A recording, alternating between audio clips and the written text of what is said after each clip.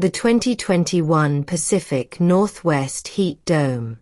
In late June 2021, a powerful heat wave settled over the Pacific Northwest. In Lytton, Canada, the temperature reached 49.6 degrees Celsius. These unprecedented conditions placed enormous pressure on local communities. Roads softened beneath the scorching afternoon sun. At night, buildings continued to release stored thermal energy. Across the region, weather stations continued to break records. The 2003 European heat wave. During the summer of 2003, extreme heat spread across much of Europe.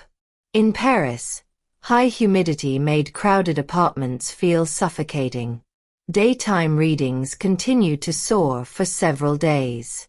The unusual warmth remained even after sunset. The sweltering nights offered residents little chance to recover. By August, many communities had endured record-high conditions. Heat safety at the Tokyo 2020 Olympics. At the Tokyo 2020 Olympics, endurance athletes faced an increased risk of heat stroke. Medical teams carefully watched competitors for signs of hypothermia. Event staff set up water stations to support proper hydration. Coaches repeatedly reminded participants to stay hydrated. Several competitions started earlier so athletes could avoid direct sunlight. Anyone with severe symptoms was urged to seek medical attention. River City's heat emergency. During a week-long emergency, elderly people living alone received priority phone checks. Municipal crews opened a cooling center in every district. Visitors received free drinking water to help prevent dehydration. Officials adjusted working hours for outdoor workers. Nurses taught families how to recognize heat-related illness. Together, these actions helped protect vulnerable populations. The Industrial Revolution and a warming planet. During the Industrial Revolution, factories increasingly relied on fossil fuels. These machines began to emit large amounts of invisible gas. Much of this waste gas was carbon dioxide. It joined other greenhouse gases in the atmosphere.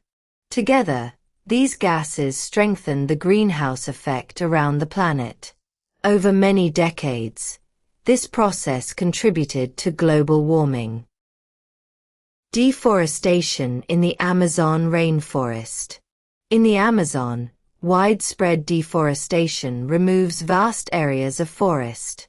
Without enough trees, less carbon is stored in trunks and soil. Fires and land clearing increase regional emissions.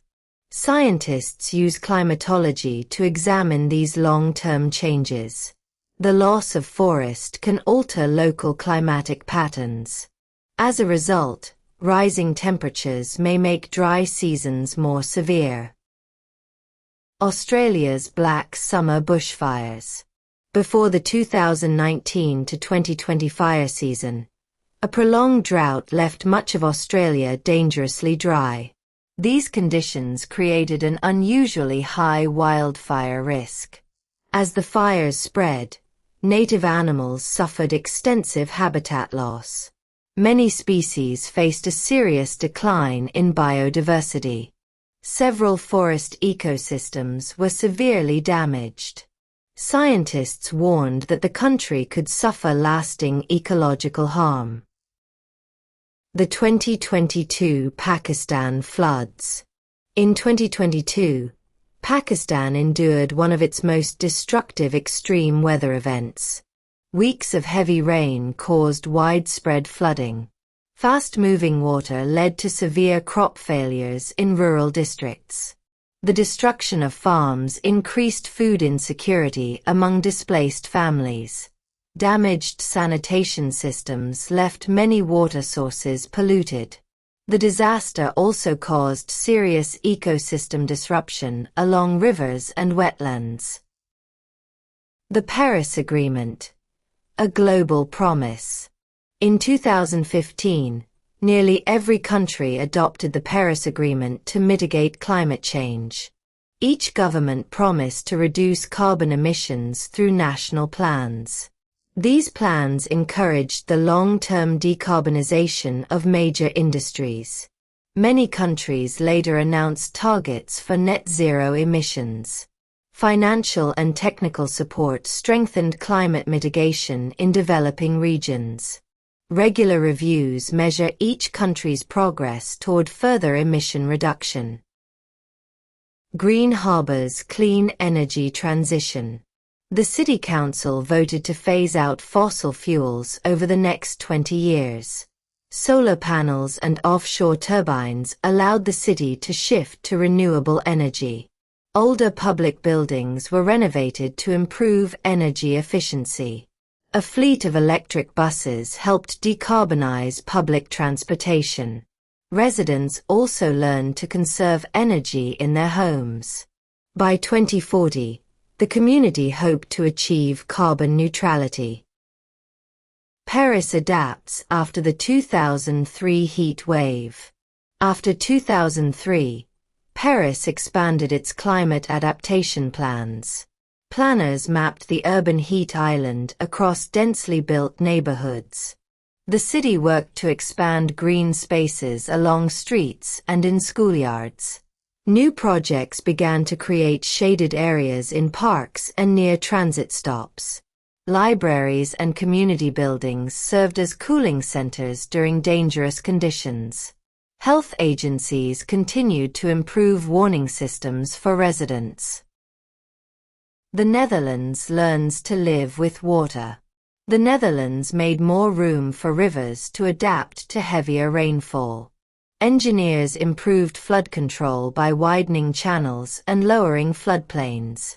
Elevated roads and flexible barriers formed climate-resilient infrastructure. Restored wetlands increased community resilience. An early warning system gave residents more time to prepare. Together, these efforts helped strengthen public infrastructure in vulnerable areas. One Family's Earth Hour Challenge. The Chen family joined Earth Hour and decided to adopt a sustainable lifestyle. On the event night, they switched off and used lights to conserve energy. In the following weeks, they began to use public transportation more often. These changes helped them reduce their carbon footprint. During shopping trips, they tried to choose eco-friendly products. The experience taught them the long-term value of sustainability. Riverside School's Zero Waste Week.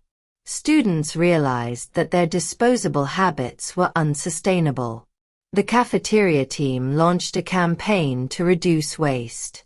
Students washed their lunch containers so they could reuse products. Collection stations allowed every classroom to recycle materials. Compost made from food scraps helped sustain the school garden. The project showed how a sustainable community could grow through shared effort.